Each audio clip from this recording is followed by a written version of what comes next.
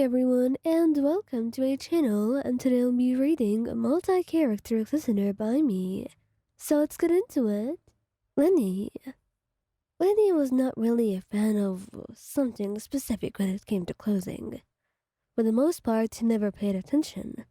He never really focused on people's clothes and what they wore and how they looked like, especially if he didn't know them. Sometimes if he focused, it was to give his own opinion, if it was a friend or something, if they asked for it. But it never really caught his attention. Sometimes you would see someone wearing something particularly attention-grabbing, but other than that, he never really focused or paid attention to anything. So, when he sees you walk out of your room, wearing a teeny tiny skirt, he doesn't know what's so different about that, or why his eyes and his brain have nothing else to focus over for the rest of the day. It's like he's tracking you with his own two eyes, looking where you're going and where you're coming from, looking at you and how you're moving in that short, tiny skirt, the way your legs are so long and so beautiful, the way he wants nothing more than to kiss them, to kiss you, and get his hands on you any moment. He wasn't like that. He knows he wasn't. So he doesn't know where this urge is coming from, or why he can't overcome it at all. He doesn't know how to get over this, and how exactly.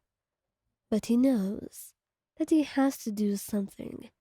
Something has to be done so he's not just focusing on you for the rest of the day, and then he notices the way that you're looking at him. Ryan, why are you staring at me? Me? Staring? Lenny, I've asked you the same question 3 times already, and you've not responded.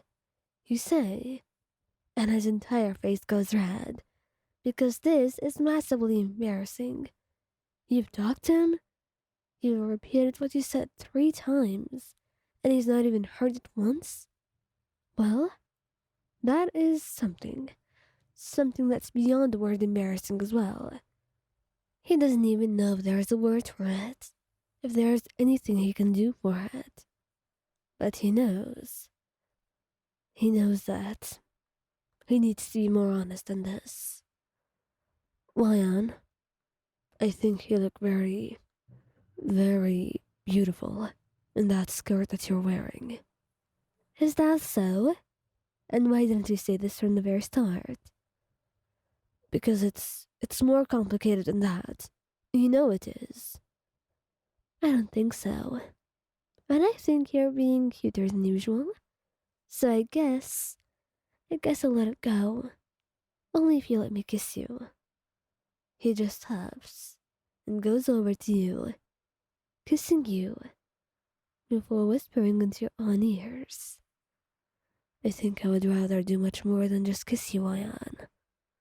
And that's when you know things are about to get a little bit intense, and maybe a lot more fun. But that's all depending on what you do next, because Lenny is not about to do something without you agreeing, or wanting it just as much as he did. So be careful with what you do, because that will definitely change how he responds in the end. Scaramouche. Scaramouche usually never paid attention to such things, but you were always special to him, and you would always have a special place within his heart. What could he say about that?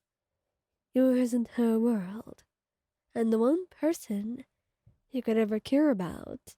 So no wonder you would be very special to him, and no wonder he would want to do many things for you, just to be able to see you happy in the end. So, when he sees you wearing that short, tiny skirt, a lot of things are on his mind. First, how beautiful you are. Second, how attractive it makes you look like.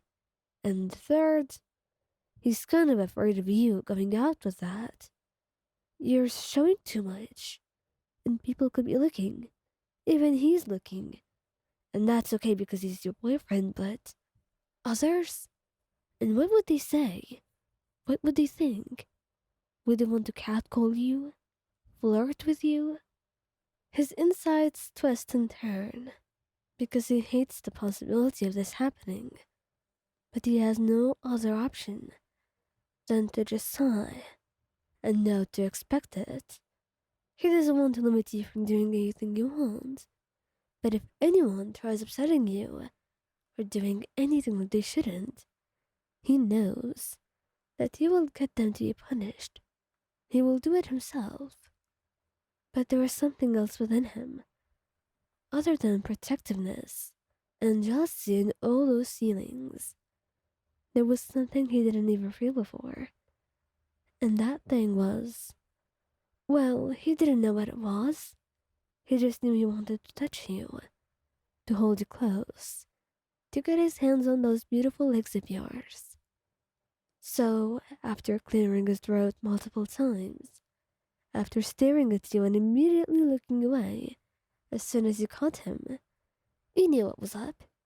So you sat next to him, wrapped your arms around him, and leaned in to press a soft kiss to his cheek. You know, Skara, you can be honest with what you want. You say, and he blushes brightly at that. What do you mean? Honest about what? I mean, you can be honest if you want to do something more than just looking. You say teasingly, and that gets his face to go even redder. He doesn't know what to say about this, and he feels like his heart is only beating faster and faster. So, when you lean in to kiss him again, he feels like he can't take it anymore, and he wraps his arms around your waist, pulling you even closer, and kissing you, passionately and intimately, and a hand rests on your thigh.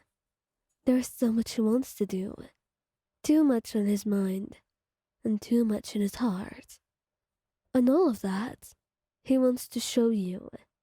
You blush brightly when he does this. But you seem to have riled him up, and nothing in the world would stop him now, except if you didn't want this, of course, but in fact, you don't. You've wanted this for so long, and are finally happy that you get to have it now.